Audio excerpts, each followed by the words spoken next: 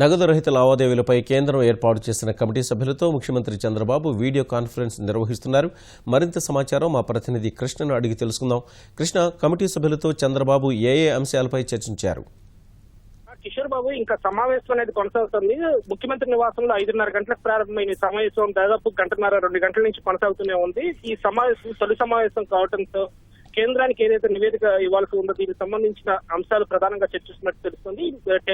Video conference తో సమావేశం తర్వాత మరోసారి అందరూ సభ్యులంతా కలిసి విడిగా ఢిల్లీలో ఎక్కడైనా భేటీ అయ్యే అవకాశం ఉందో. రేపు ముఖ్యమంత్రి అనంతపురం పర్యటన ఉన్నందున 3వ తారీఖు లేదా 4వ తారీఖు అక్కడ పరిస్థితుల్లో ఇతర ముఖ్యమంత్రుల సమయం అన్ని పరిశీలించుకున్న తర్వాత వీరందరూ ఒక చోట కూర్చుని సమావేశం అయ్యే అవకాశం ఉంది. ఏదైతే పెద్ద నోట్ల రద్దు పరిణామాల కారణంగా దేశవ్యాప్తంగా నగదు రహిత లావాదేవీలను ప్రోత్సహించాలని చెప్పి కేంద్రం ఆలోచించి నిర్ణయం తీసుకుందో దీనికి ఆంధ్రప్రదేశ్ ముఖ్యమంత్రి చంద్రబాబు కన్వీనర్ గా మొత్తం 13 మంది సభ్యులతో నీతి ఆయోగ్ కమిటీని ఒకటి ఏర్పాటు చేయడం జరిగింది. ఇందులో ఒడిశా ముఖ్యమంత్రి నవీన్ పట్నాయక్ తో పాటు మధ్యప్రదేశ్ ముఖ్యమంత్రి శివరాజ్ సింగ్ చౌహాన్, అలాగే సిక్కిం ముఖ్యమంత్రి పవన్ కుమార్ చామ్లింగ్, అలాగే పుదుచ్చేరి ముఖ్యమంత్రి నారాయణ స్వామి, మహారాష్ట్ర ముఖ్యమంత్రి దేవేంద్ర ఫడ్నీస్, అలాగే నీతి ఆయోగ్ ఉపాధ్యక్షుడు పనగారియా వీళ్ళందరూ సభ్యులుగా ఉన్నారు. మొత్తం వీరందరితోనూ ఇప్పుడు వీడియో కాన్ఫరెన్స్ అనేది కొనసాగుతుంది.